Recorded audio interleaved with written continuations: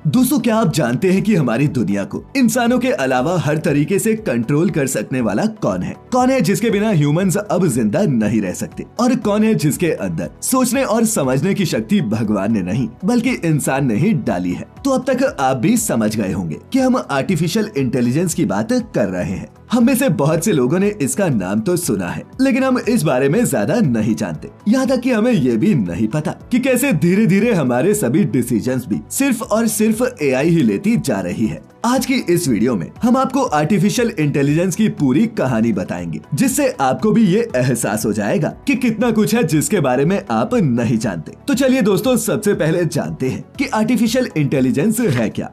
AI यानी कि artificial intelligence एक ऐसी सिमुलेशन है जिससे कि मशीनों को भी इंसानी इंटेलिजेंस दी जा सके, या फिर यूं कहें कि उनके दिमाग को इतना तेज कर दिया जाए कि वो इंसानों की तरह ही काम करने, सोचने, समझने, यहाँ तक कि फैसले लेने में भी सक्षम हो। इसे ऐसे समझिए जैसे कोई इंसानी दिमाग किसी भी प्रॉब्लम को पहले समझता है, फिर उसे प्रोसेस करता है, फिर ये डिसाइड करता है कि क्या करना सही होगा, और फिर फाइनली उसे सॉल्व करने का प्रोसेस पूरा करता है। उसी तरह आर्टिफिशियल इंटेलिजेंस में भी मशीनों को इंसानों की दिमाग की खूबियां दी जाती हैं, जिससे वो बेहतर तरीके से काम कर सके। अब दोस्तों, ये तो हो गई एआई की बात। आइए अब जानते हैं कि ये असलियत में काम करती कैसे है। अब कोई भी कंप्यूटर हो, उसे इंसानी दिमाग की तरह काम करवाने के लिए 3 तरह के प्रोसेस से होकर गुजरना पड़ता है। इसमें सबसे पहला प्रोसेस है लर्निंग, जिसमें मशीनों की मेमोरी में इंफॉर्मेशन डाली जाती है। इनसे वो कुछ रूल्स सीखते हैं, जिससे वो उन रूल्स का पालन करके किसी दी हुई कमांड को पूरा करती हैं। इसे एक एग्जाम्पल से समझे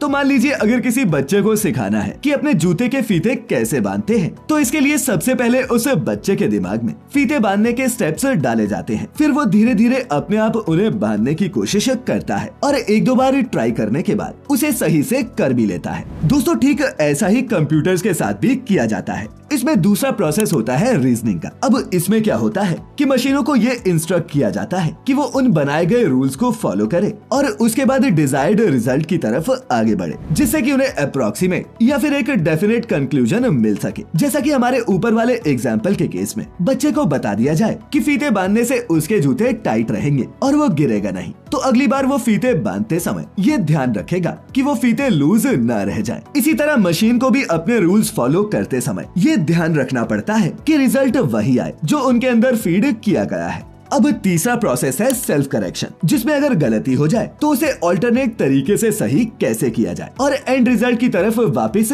कैसे पहुंचा जाए। अब जैसे कि अगर उसी बच्चे ने नए जूते खरीदे जिसमें एक तरफ का फीता बड़ा और दूसरी तरफ का छोटा है, वो कैसे बड़े छोटे फीते को बांधकर अपना जूता टाइट करता है, यही ट्रेनिंग एआई के प्रोसेस नंबर 3 का हिस्सा है। दोस्तों, बता दें कि एआई सिर्फ और सिर्फ डेटा पर काम करती है, क्योंकि जैसा कि हमने जाना कि एक मशीन इन तीनों प्रोसेसेस के जरिए ही चीजें सीखती है, और इनमें भी जो तीसरा प्रोसेस है यानी कि सेल्फ करेक्शन, वही इसमें मेन है, क्योंकि उसी के चलते ये एआई इंसानों की तरह रैशनल डिसीजन ले पाती है। चलिए इसे एक और एग्जांपल से समझते हैं। आप अभी गूगल पर कुछ सर्च कीजिए। अब आपने जो भी सर्च किया होगा उसमें सबसे ऊपर आप सबसे ज्यादा लुभावनी चीज देखेंगे और जिसे आप तुरंत क्लिक भी कर देंगे। अब दोस्तों, ऐसा इसलिए होता है क्योंकि गूगल की एआई आपके डेटा का इस्तेमाल करती है और उसे पता है कि आपको क्या पसंद है और क्या नहीं। इसी डेटा का इस्तेमाल करके वो आपके लिए बेस्ट वेबसाइट्स या फिर बेस्ट शॉपिंग की डील्स लेकर आता है। वैसे बता दें कि इंस्टाग्राम, टिकटॉक, फेसबुक जैसी सोशल मीडिया साइट्स भी कुछ इसी तरह से काम करती हैं।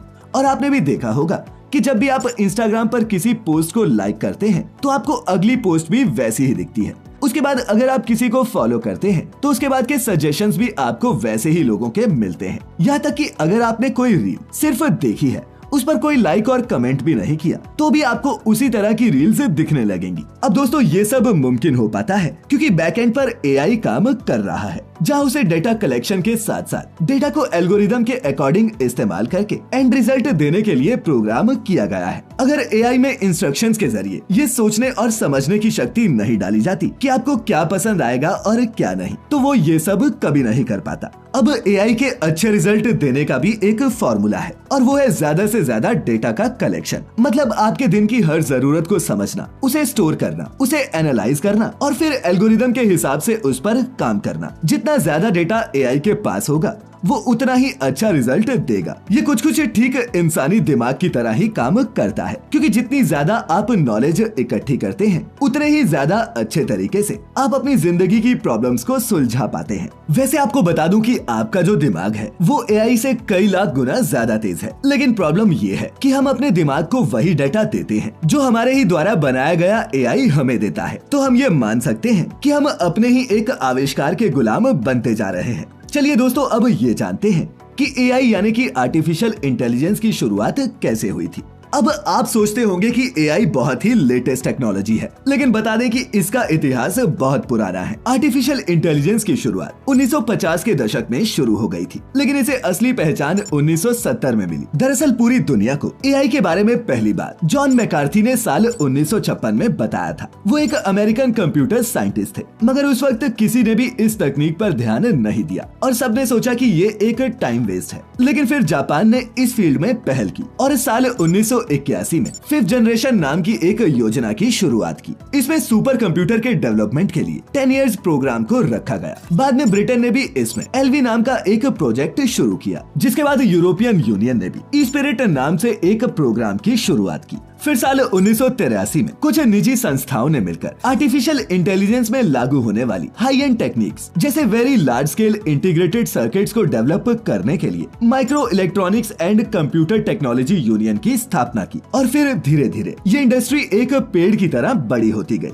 और अब तो ऑटोमेशन से लेकर एक्चुअल रोबोट्स तक सभी चीजें इसके अंदर आ चुकी हैं। और इसकी मदद से बढ़ने वाली स्पीड, साइज और वैरायटी ऑफ डाटा को हैंडल करने की कैपेसिटी के कारण दुनिया की ज्यादातर कंपनीज इस टेक्नोलॉजी को अपनाना चाहती हैं। अब आइए जानते हैं एक जरूरी सवाल का जवाब कि क्या एआई इंसानों के लिए खतरनाक है। तो दोस्तों, आपको बता दें कि अगर हमने कंप्यूटर के दिमाग का नियंत्रण खो दिया तब इस दुनिया में एक लड़ाई होगी, एक लड़ाई जो मशीन्स और ह्यूमंस के बीच में होगी। ये एक ऐसी लड़ाई होगी जिसे इंसान शायद जीत भी नहीं सकेगा, क्योंकि हमने अब कंप्यूटर्स को सोचने, समझने और डिजायर्ड रिजल्ट प्रोड्यूस करने की पावर्स दे दी है। और अगर ये मशीन्स आपस में बात करने के लिए खुद की भाषा बना सकते हैं और खुद बात कर सकते हैं, तो ये खुद को और बेहतर और चालाक भी बना सकती है। खैर, फिलहाल इस प्लेनेट पर इंसान से ज्यादा समझदार और कोई प्राणी नहीं, लेकिन फ्यूचर किसने देखा है? हमारा भविष्य कैसा होगा? आपको क्या लगता है? नीचे कमेंट्स में लिखकर जरूर बताइएगा। और आज की ये वीडियो इंटरेस्टिंग लगी हो तो इसे लाइक और शेयर भी जरूर कीजिएगा। मिलेंगे फिर किसी ऐसी ही इंटरेस्टिंग इंफॉर्मेटिव वीडियो में।